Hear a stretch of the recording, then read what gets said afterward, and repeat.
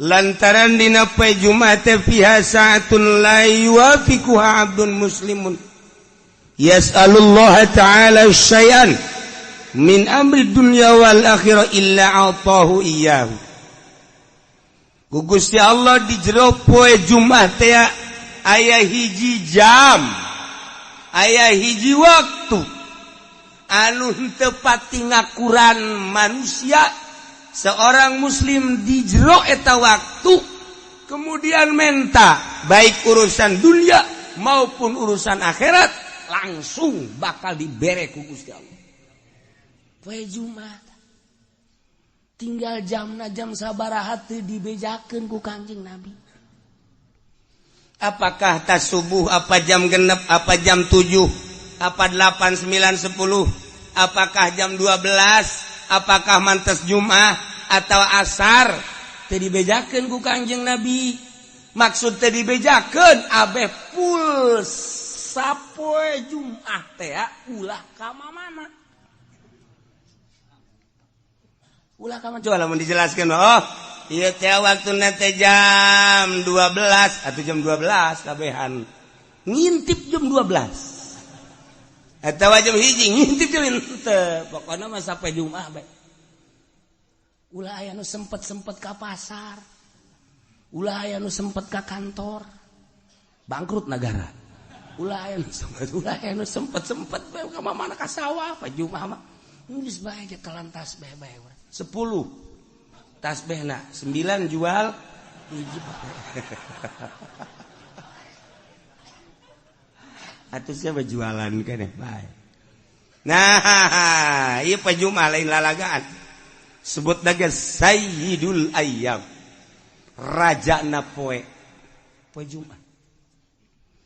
Mentak diprediksi mungkin bae waktu ijabahna teh sabada azan Jumat. Sabada azan tah sabada azan didinya waktu ijabah. Cik sakaol sabada salat sunah. Begitu azan langsung salat tas setelah salat sunah.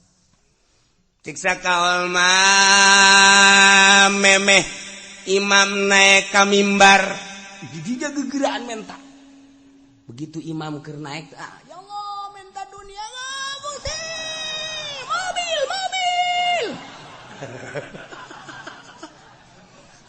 Teu parugu. Ulah diembat-embat isin. Jero hate bae. Siksa kaul mah antara khutbah 2. Khutbah ka hiji diuk tah di jero diuk didinya waktu ijabah. Siksa kaul mah beres khutbah kedua memeh dilaksanakeun salat Jumat. Siksa kaul mah ta salat Jumat. Siksa kaul deui mah jam hiji. Siksa kaul deui mah bada asar. Siksa kaul deui mah memeh azan maghrib. Tanu mantak poe Jumat mah geus bae ngintip jam bae. Di mana asal didinya pas orang mentang guys, dibere langsung. Asal orang pas di waktu eta guys, masya Allah. Ngan modelna eta okos Lailatul Qadar. Lailatul Qadar teh kan teu dijelaskeun ngan kebiasaanna malam-malam ganjil, padahal mah teu kitu. Kebiasaanna malam lilikuran, padahal teu kitu. Bebelasan gaya nu manggihan Lailatul Qadar. Abah nyongsrong urang Lailatul Qadar dengan modelna asal aya Lailatul Qadar bae malam eta urang tunduh. Dibenta-benta ke kieu asa di mana? Tunduh. Tak ieu ge waktu ijabah teh kos kitu. Poe Jumat.